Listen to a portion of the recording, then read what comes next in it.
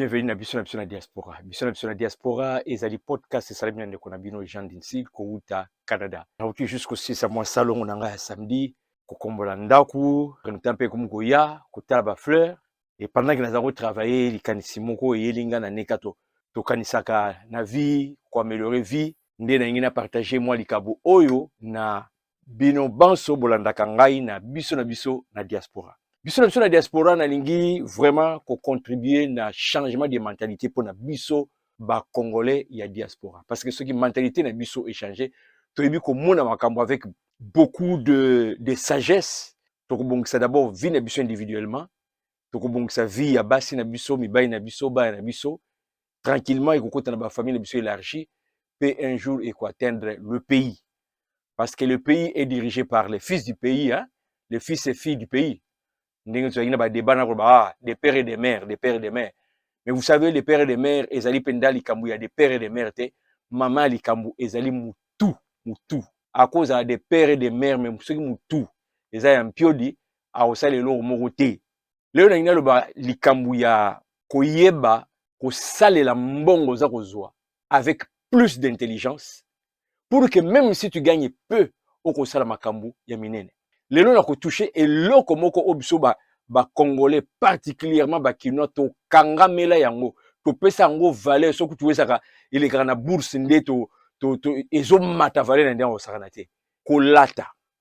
ndeko mwasi ndeko mobali calculer na nous ensemble o lataki na fête à mariage ou koleka ko banana mututi na makolo zona calculatrice mobali veste no lataki kutaki combien ce pesa qui complet le kutaki combien paire de chaussures au lataki, ndeko mwasi, salon de coiffure au kendaki, robe au lataki, ba chaussures, ça qu'il fallait concorder. Bon, so to baxi matabisa ba bijoux. Total na yo en chiffres, na soirée wana. Écoutaki yo combien. Et, nyo selon ça qui pour quel but? Talandenge to bomaka nzoto, talandenge to dépensaka pour une fête qui va durer à peine 2 heures, 3 heures. Oui, na culture ya ba retard to zalaka nango. Ou culture ba retard qui eza ko caractériser biso ba fête na biso mutako ya na retard bato si ba vandi comme ça tango azokota zo denda bien ndeko ya écoute na retard tu es resté là pendant 2 heures 3 heures fête ici. Combien de gens ont apprécié valeur ba sapato lataki, combien de gens ont apprécié valeur à robe lataki, combien de gens ont apprécié valeur ya coiffure na yo, combien de gens ont apprécié valeur ya ba bijoux lataki timisapie tondi finalement il y a plus de place nyoso wana en chiffre écoutez combien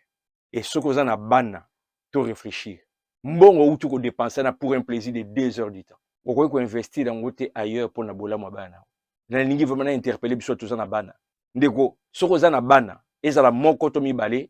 bazana no na ndaku fierté na yo ezala ba bijouté fierté na yo ezala te que faut opinir bango ndeto lingaka mentalité na penaka na fête donc obeti bango pena na kolata changer mentalité wana parce que obeti bango na kolata na soirée mo bon avenir bana calculer mbongo uti ko dépenser wana soko tchaka ngo peut-être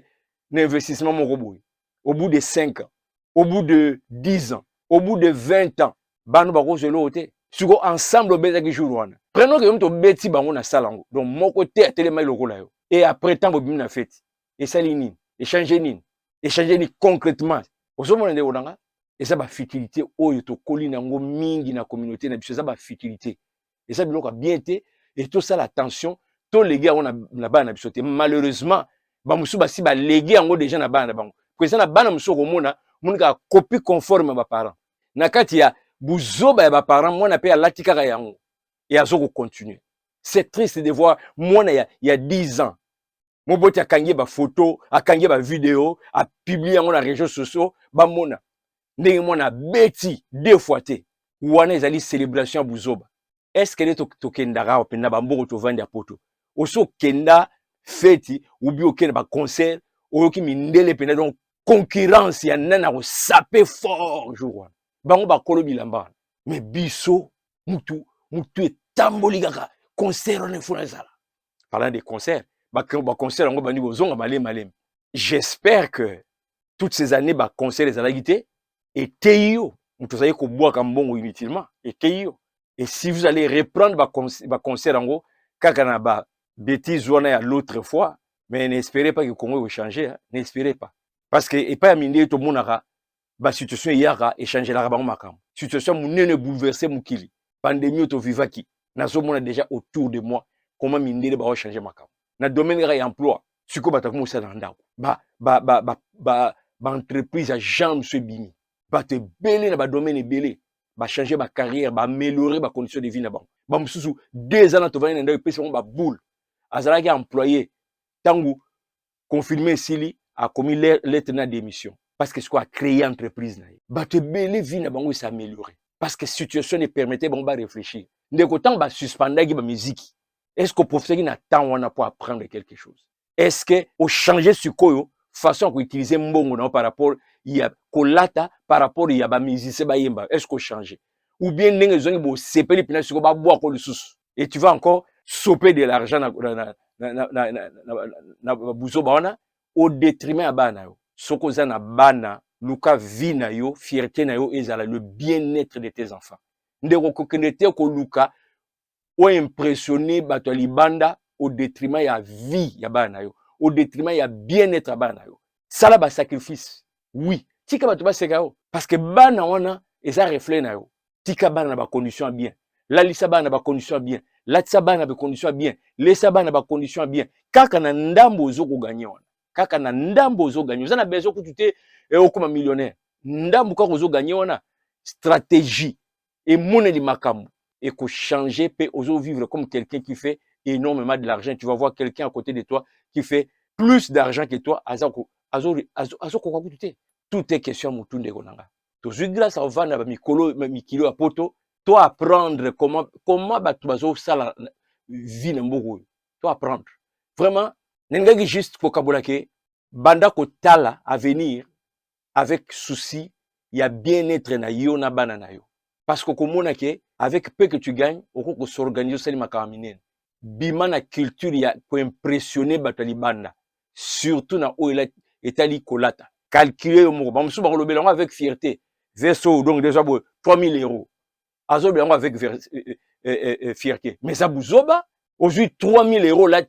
pour na plaisir à 2 heures du temps alors que 3000 euros on kosala makambo ibelo ko investir ko créer même une entreprise non totika ko célébrer buzoba et nga na vie na par exemple bato bazaka na genre wana ko célébrer buzoba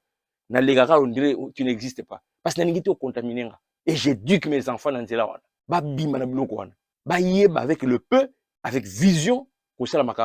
et vivre en paix et heureux. Voilà, apport nanga mwana ndeko. Neo critiquer mutute, neo finga mutute, na lingi kaka na mwana ndeko nanga congolais, vie na ye et s'améliorer. On appelle ça eza sagesse. Soko mona ngopamba, continuer kaka na ozo sala. Ozala jaloux te na ba obazo longa. Soki sepeli si yo, ozwi leçon na kumisi nzambe. Na bebisi tant le lote, na sauver mutu. Zwa message oyo, partager mutu mususu pe azwa vie na ye ebonga. Abonne-toi, commente. C'était Jean Dinsil.